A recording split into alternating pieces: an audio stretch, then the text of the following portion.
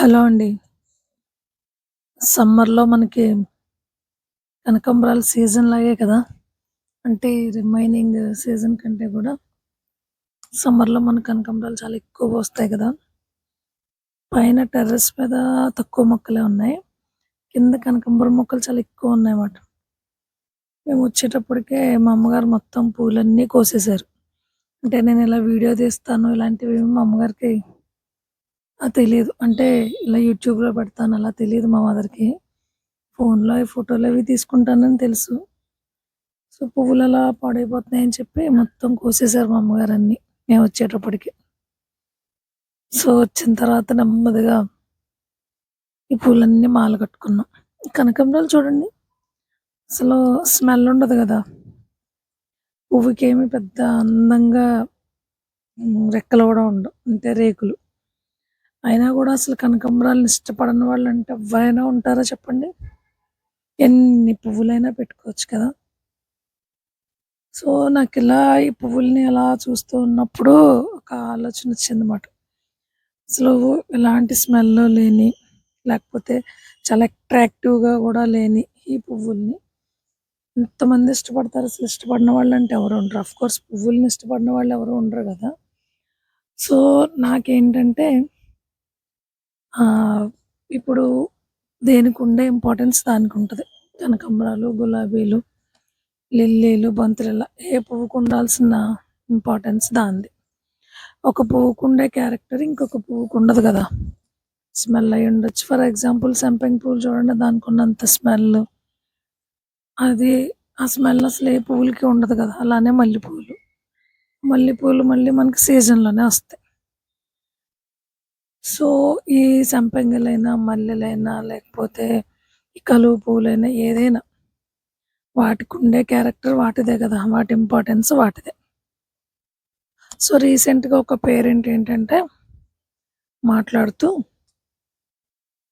ఆహ్, ఎడ్యుకేషన్ గురించి మాట. సో, నేను అంటే ఇలా చాలా చూస్తాను. కానీ వెరీ ఫస్ట్ టైము నాకు చాలా ఆశ్చర్యంగా అనిపించింది. అంటే ఎంపీసీ, బైపీసీ ఆ గ్రూపులని లేకపోతే అవి చదివే పిల్లలే చాలా తెలివైన పిల్లలని ఇదే గదా! ఇప్పుడు ప్రెజెంట్ సొసైటీలో ఉన్నది పర్టిక్యులర్‌గా ఏపీలో. సో, ఆవిడేమన్నారంటే నాతో, "మేడం గారు మా అబ్బాయిని కొంచెం మోటివేట్ చేయండి. మా రిలేటివ్స్‌లో గానీ, లేదంటే మా ఇంట్లో ఎక్కడా గూడా ఈ గ్రూప్ తీసుకోలేదు. అందరూ ఎంపీసీ, బైపీసీయే. మా వాడిప్పుడు ఆర్ట్స్ గ్రూప్ తీసుకుంటానని అంటున్నాడు. సిగ్గుతో చచ్చిపోతున్నాను నేను. మాటలు పడలేకపోతున్నాను" అంది. అసలు నేను షాక్ అయ్యానన్నమాట. అయిన తర్వాత ఆవిడతో అన్నాను, "అదేంటి మేడం వాడికి ఇంట్రెస్ట్ లేనప్పుడు ఎందుకండి?" అంటే, "ఆడికి ఇంట్రెస్ట్ లేదని వదిలేస్తే ఎలా అండి? ఆడి ఫ్యూచర్‌ని మనమే పాడు చేసినట్టు కదా! మరైతే జాయిన్ చేసేయండి మీరే చెప్పి అలా" అనంటే, "మీరు నన్ను ఎంపీసీలో వేసినా, బైపీసీలో వేసినా 2 ఇయర్స్ వేస్ట్. నేనేం చదవను" అని అంటున్నాడండి అని ఆవిడన్నారు. ఇంక మనం ఏం చెప్తామని ఆవిడకి అయితే నేనేం చెప్పానంటే, "అలా ఎలా మేడం అంటారు? ఇంపార్టెన్స్ లేదు అని. దేనికుండే ఆపర్చునిటీస్ దానికుంటాయి. ఇవే చదవాలి. ఇంజినీరింగ్ చదివినోళ్ళు బ్యాంక్ ఎంప్లాయీస్ అవ్వట్లేదా? ఇంజినీరింగ్ వర్కే చేయట్లేదు కదా! సో, దేనికుండే ఇంపార్టెన్స్ దానికే ఉంటది. మీరలా చెయ్యొద్దు" అని. అసలిలా ఎలా పిల్లల్ని ఫోర్స్ చేస్తున్నారో నాకైతే అర్థం కావట్లేదు. నేను చాలా మందిని చూస్తాను. మ్యాథ్స్ రాక అట్లా అలా బట్టి పడుతూ ఆ మ్యాథ్స్ అవర్ అంటేనే ఎంతో టెన్షన్‌తో ఫీల్ అవుతూ మరి కైండ్ ఆఫ్ యాటిట్యూడ్ ఎందుకు డెవలప్ అయిందో పేరెంట్స్‌లో నాకు అర్థం కాలేదు. పేరెంట్సే కదా పిల్లల్ని అర్థం చేసుకోవాలి. చిన్నప్పటి నుంచి ఒక గైడెన్స్‌తో లేకపోతే వాళ్ళని ఇంట్రెస్ట్ వాళ్ళు ఎలా చదువుతున్నారు ఇవన్నీ మనం అబ్జర్వ్ చేస్తే అసలు వాడేంటి, వాడి కెపాసిటీ ఏంటి ఇలాంటివన్నీ మనకు తెలుస్తాయి. ఇదొకటి.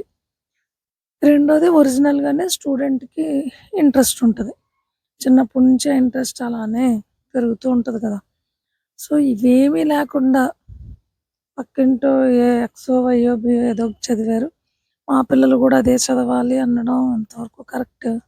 నేనైతే మా ఇంట్లో అలా చేయలేదండి. నేనే గాదు మా హస్బెండ్ కూడా. ఆ కైండ్ ఆఫ్ ఎన్విరాన్మెంట్ మా ఇంట్లో లేదు. సో, ఫ్యూచర్ కోసం డెఫినెట్‌గా ఆలోచించాలి. ఆలోచించొద్దని కాదు. కానీ ఇంట్రెస్ట్ లేకుండా ఫోర్స్‌గా వాడికి ఆ కెపాసిటీ లేకుండా అంటే ఆ సబ్జెక్ట్ ఇంట్రెస్ట్ లేదనుకోండి, ఆటోమేటిక్‌గా మైండ్ అలాగే ట్యూన్ అయిపోద్ది. నాకు రాదు, నేను చదవను, నేను చదవలేను ఇలా. సో, అలా ఉన్నవాడు ఫర్దర్‌గా అసలెలా చదువుతాడు? అసలు ఇలాంటి ఆలోచన ఎందుకు లేదో పేరెంట్స్‌కి నాకేమీ అర్థం కావట్లేదు. ఇదంతా ఎందుకు చెప్తున్నానంటే, ఎవరికి చెప్తే ఎవరింటారు అలా నేనేదో ఈ వీడియోలో నా ఫీలింగ్స్‌ని అలా ఎక్స్‌ప్రెస్ చేస్తున్నానంతే. అట్‌లీస్ట్ ఒక్కళ్ళు విని చేంజ్ అయినా గూడా ఓకే. నా మాట విని చాలామంది వాళ్ళ పిల్లల్ని వాళ్ళకి నచ్చిన గ్రూప్‌లోనే జాయిన్ జేశారు. ఇప్పుడు వాళ్ళు చాలా మంచి పొజిషన్‌లో గూడా ఉన్నారు పిల్లలు. సో, ఇది వాల్యూ ఉంది, ఇది వాల్యూ లేదు. ఇది చదివితేనే టాప్‌లో ఉంటారు. ఇదంతా మిత్ అండి అసలు. ఇది కరెక్టే కాదసలు. అలా మరెందుకు ఆ ఫినామినన్ ఫాలో అవుతున్నారన్నది తెలీదు. అసలు నాకు కాలేజీ టైమింగ్స్ చూసినప్పుడు అనిపిస్తది. స సన్‌రైజ్ చూడరాళ్ళు, సన్‌సెట్ చూడరు. అంతే. ఇంకా లైఫ్ అలానే ఉంటది. సో, చూసి నాకు చాలా బాధనిపిస్తది ఆ పిల్లల్ని. పైగా మళ్ళీ ఏమంటారు పేరెంట్స్ వాళ్ళ ఫ్యూచర్ కోసమే కదా అంటారు. ఇవన్నీ చూసినప్పుడు అనిపిస్తది ఆడైతే చాలా లిటరల్‌గా పాపం కళ్ళలో నీళ్ళు గూడా వచ్చినియి ఆడికి. వాళ్ళ ఫాదర్ అయితే అస్సలు ఒప్పుకోవట్లేదంట. మదర్ ఏదో కొంచెం కన్విన్స్ అయ్యారు. కన్విన్స్ అయ్యి ఈరోజొచ్చారు. ఇంత టోటలొచ్చింది వీడికి. వీడు ఈ గ్రూప్ తీసుకుంటానంటున్నాడు. మాకు చాలా షేమ్‌గా ఉంది అని అన్నాడు ఆళ్ళ ఫాదర్. సో, అంతకుముందు సక్సెస్ అయిన వాళ్ళందరియి చూపించారు సారు. ఆహ్, అయినా గూడా అతనేం సాటిస్ఫై అవ్వలేదు. అయితే ఆ అబ్బాయికి నేనొకటి చెప్పాను. లాస్ట్ ఇయర్ ఒక అమ్మాయి గూడా అలానే జాయిన్ అయింది. ఆ అమ్మాయి ఈరోజు కాలేజ్ టాపరు. ఈ గ్రూప్ తీసుకున్నందుకు వాళ్ళ మదర్ ఎప్పుడు తిట్టేవారంట. కానీ వాళ్ళ ఫాదర్ సపోర్ట్ చేశారట అమ్మాయిని. నీకు నచ్చిందే చదువు అని. సో, నువ్వు తీసుకున్న దాంట్లోనే నువ్వు టాప్‌గా ఉండేలా చదువు. అప్పుడు మీ పేరెంట్సే ప్రౌడ్‌గా ఫీల్ అవుతారు అని చెప్పాను. వాడు ఓకే అన్నాడు. ఈరోజు అలా జాయిన్ చేశారు. అసలు పేరెంట్స్‌లో ఇలాంటి థింకింగ్ అసలు ఉండనే ఉండదండి. అసలు జాస్మిన్ జాస్మినే గదా! లోటస్ లోటసే. దాన్ని తీసుకెళ్ళి దీనిలా, దీన్ని తీసుకెళ్ళి దానిలా పెంచలేం కదా మనం. బురదలో ఉండాల్సిన దాన్ని ఆ ఎన్విరాన్మెంట్‌లో ఉంటేనే అది పూలు పూస్తది. అలానే సమ్మరొచ్చినప్పుడే ఈ జాస్మిన్ గూడా చక్కగా వస్తది. మంచి స్మెల్లొస్తది. జాస్మిన్‌కి ఉండాల్సిన స్మెల్ కనకాంబరాలకి ఎలా వస్తది? రాదు గదా! సో, దేని క్యారెక్టర్ దానిదే. దేని ఇంపార్టెన్స్ దానిదే. ఇది వేస్టు, ఇది చదివితే ఏమి అవ్వరు, ఇది చదివితేనే చాలా బావుంటారు. ఇలా ఏం లేదు. ఏ ఫీల్డ్‌లో అయినా అలానే ఉంటారు. ఇప్పుడు చూడండి చాలామంది వాళ్ళు చదివిన ఫీల్డ్ వదిలేసి ఇప్పుడు ఐఏఎస్, ఐపీఎస్‌లు చూడండి. అంటే సివిల్స్ యాస్పిరెంట్స్ చూడండి. Most of the students engineering, medicine చదివిన వాళ్ళే ఉన్నారు. సో, నార్మల్ డిగ్రీ చేసిన వాళ్ళు తక్కువ మందుంటారు. సో, ఈ ఇంజినీరింగ్, మెడిసిన్ చేసిన వాళ్ళు ఏం చేయాలి మళ్ళీ? బ్యాక్ టు పెవిలియన్‌లో మళ్ళీ ఆర్ట్స్ సబ్జెక్ట్స్ అన్నీ చదవాలి. జనరల్ స్టడీస్ అంటే అన్నీ చదవాలి గదా! సో, దేనికుండే ఇంపార్టెన్స్ దానికుంటది. పిల్లలనంత ఫోర్స్ చేయకండి. అలా చేయడం వల్ల ఏంటంటే, పేరెంట్స్ మీద వాళ్ళకున్న ఇష్టం పోతది చిన్నప్పుడే. ఒక్కొక్క స్టూడెంట్ ఒక్కొక్కలా రిసీవ్ చేసుకుంటారు గదా! ఇప్పుడు ఎవరైనా సార్ తిడుతున్నారనుకోండి, చాలామంది నవ్వి ఊరుకుంటారు. కొంతమంది అదింక అలా మైండ్‌లోనే పెట్టుకుంటారలా. ఆ రోజు ఇలా అన్నారు గదా! ఈరోజు ఇలా అన్నారు గదా! అన్నట్టు. నాకు ఈ 1 వీక్ ఇలాంటి వాటినన్నింటిని చూసి నాకు చాలా బాధనిపించింది. ఎందుకు ఇలా జేస్తున్నారని. ఆఫ్‌కోర్స్ పేరెంట్స్ సైడ్ నుంచి కూడా ఆలోచించండి అంటారు. చదివేది పేరెంట్స్ కాదు గదా! పిల్లలే చదువుతారు.